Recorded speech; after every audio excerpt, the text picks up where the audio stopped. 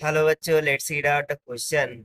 Question says a thin conducting rod Mn of mass 20 gram, length 25 centimeter and resistance 10 ohm is held frictionless long perfectly vertical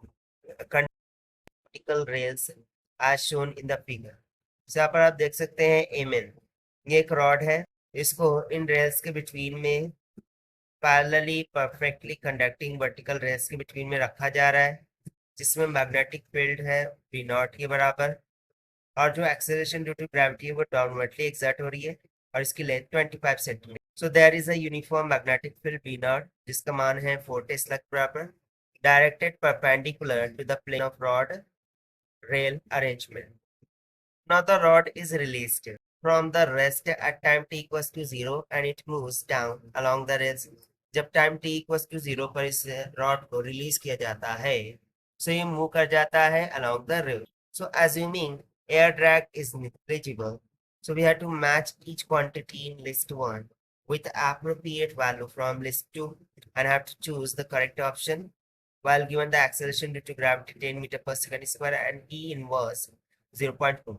So first and second ये हमें यहाँ पर दे रखा है, सो हमें simply यहाँ पर मैचिंग करना है। तो चलिए स्टार्ट करते हैं हम सोल्यूशन से, but before of its let's talk about the key concept which we are going to use here for this question. So since we remember that of induced EMF is given by epsilon is equals to V times of L times of V, और ये तभी होगा जब magnetic field ये coil का और rod का perpendicular, क्योंकि उस टाइम पर साइन ऑफ 90 डिग्री कितना हो जाता है 1 इक्वल, और सिंपली हमें फॉर्मूला मिल जाता है BL3. तो ये तो हो गया concept number 1. Concept number 2 will says that from Ohm's induced current will be equals epsilon divided by R, जहाँ पर R resistance of the coil को indicate करेगा. So according to the given situations, सबसे पहले तो हम क्या करते हैं, जो induced current है उसको निकाल लेंगे. So induced current I would be equals to क्या हो जाएगा, epsilon divided by R, जहाँ पर epsilon induced EMF है जिसका मान हमने क्वेश्चन फर्स्ट में लिख रखा है BLB. So ये हो जाएगा simply BLB divided by R.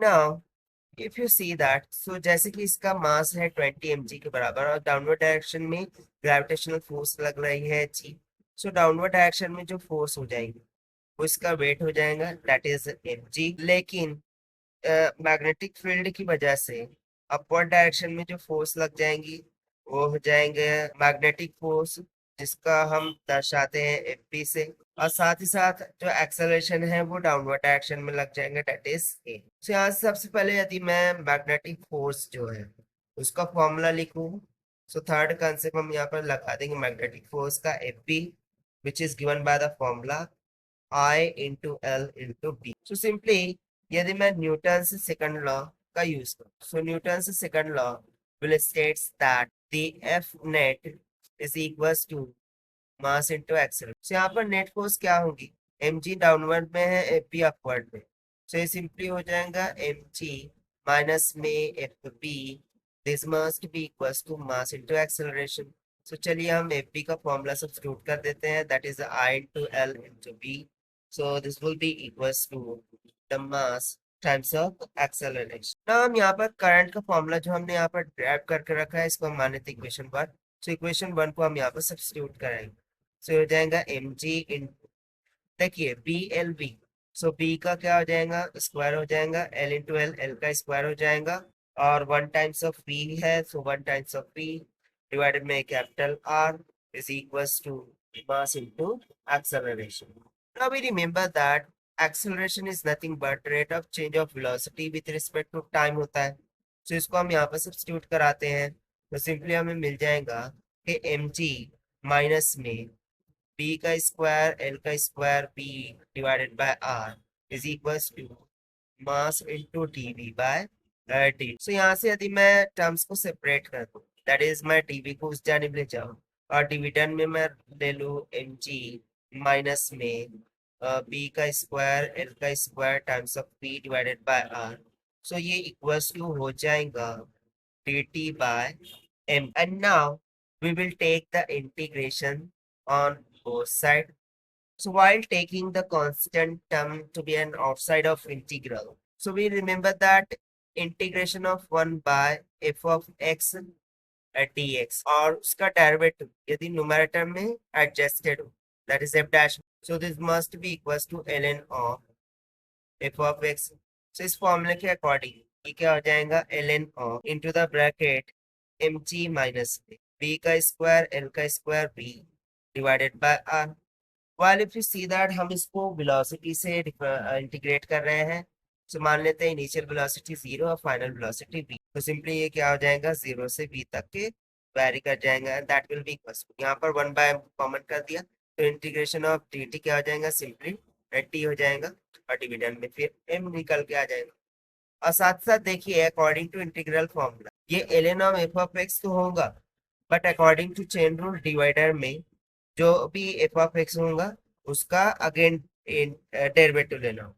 तो यहाँ पर derivative of B square L square B divide by R क्या हो जाएगा, माइनस का B square into L square divided by R, because derivative of B कितना हो जाएगा 1। सो चलिए अभी हम इसको फर्दर सिंप्लीफाई कर, सो न्यूमरेटर में बच जाएगा mg माइनस में बी का स्क्वायर एल का स्क्वायर बी डिविडेंड में आर और उसके होल डिनोमिनेटर में mg, that will be equals to, जब कभी हम इस साइड से जो नेचुरल लॉग है उसको हटाएंगे, सो अदर साइड में क्या हो जाएगा e to the power, so e to the power में हो जाएगा B square L square times of T divided by m into R. But चूंकि हमें पता है कि जो वोल्टेज की इक्वेशन है वो क्या रहती है, 2 इंटू में 1 minus e to the power minus of 5t।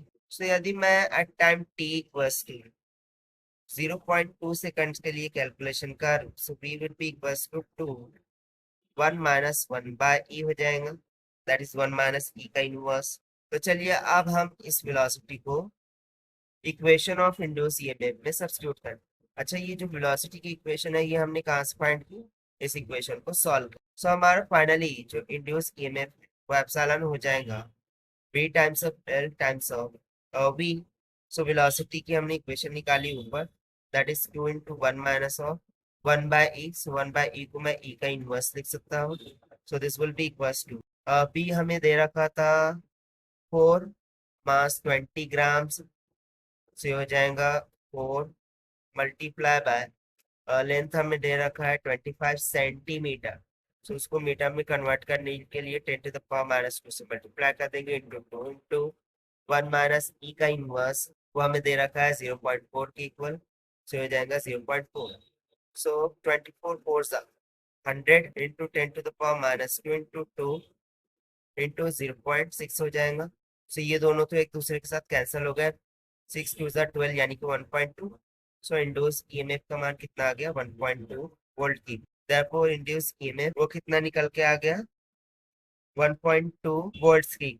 Similarly यदि हम बात करें मैग्नेटिक फोर्स की, सो मैग्नेटिक फोर्स क्या हो जाएंगी Fp is equals to I into L into B, so this will be equals to, so length कितना है और मैग्नेटिक फील्ड सब रख के हम सॉल्व करेंगे, सो ये 0.12 न्यूटन्स के इक्वल निकल के आ जाएगा। उसी तरीके से यदि हम पावर डिसिपेटेड निकालें, so this will comes out equals to I square times of R, so ये कितना निकल के आ जाएगा 0.144 वाट के इक्वल।